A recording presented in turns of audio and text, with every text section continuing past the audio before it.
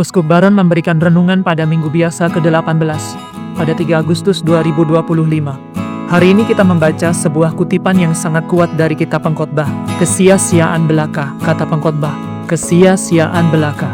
Segala sesuatu adalah sia-sia. Nama pengkhotbah dalam bahasa Ibrani adalah Kohelet, yang bisa diartikan sebagai anggota jemaat atau pemimpin umat. Dalam tradisi besar, sosok ini sering dihubungkan dengan Raja Salomo, raja yang sangat terkenal karena memiliki semuanya, kebijaksanaan, kekuasaan, dan kekayaan.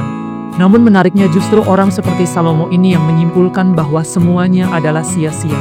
Dalam bahasa aslinya, kata sia-sia diterjemahkan dari hevel, yang berarti seperti uap, angin, atau gelembung sabun, sesuatu yang indah, tampak sebentar lalu hilang begitu saja. Begitulah hidup ini, segala sesuatu akan berlalu. Kitab Pengkhotbah memberi banyak contoh.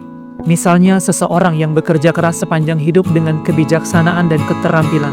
Tetapi semua hasil jeripayah itu nanti bisa diwariskan kepada orang yang bahkan tidak ikut bekerja. Bisa jadi jatuh ke tangan orang asing atau kepada orang yang tidak menghargainya. Bayangan seseorang yang seumur hidupnya hanya fokus mengumpulkan uang, membangun rumah besar, mengejar karir. Tetapi akhirnya ia meninggal juga. Kata pemazmur, hidup manusia itu seperti hembusan nafas, cepat lenyap, dan semua harta yang dikumpulkan pun bisa jatuh ke tangan siapa saja. Segala sesuatu akan berlalu.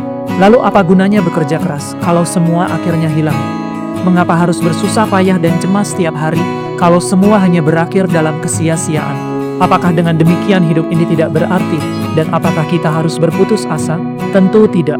Dalam bacaan kedua kita mendengar kata-kata dari Santo Paulus dalam suratnya kepada jemaat di Kolose yang mengatakan, "Jika kamu dibangkitkan bersama Kristus, carilah perkara yang di atas di mana Kristus duduk di sebelah kanan Allah. Pikirkan perkara yang di atas, bukan yang di bumi."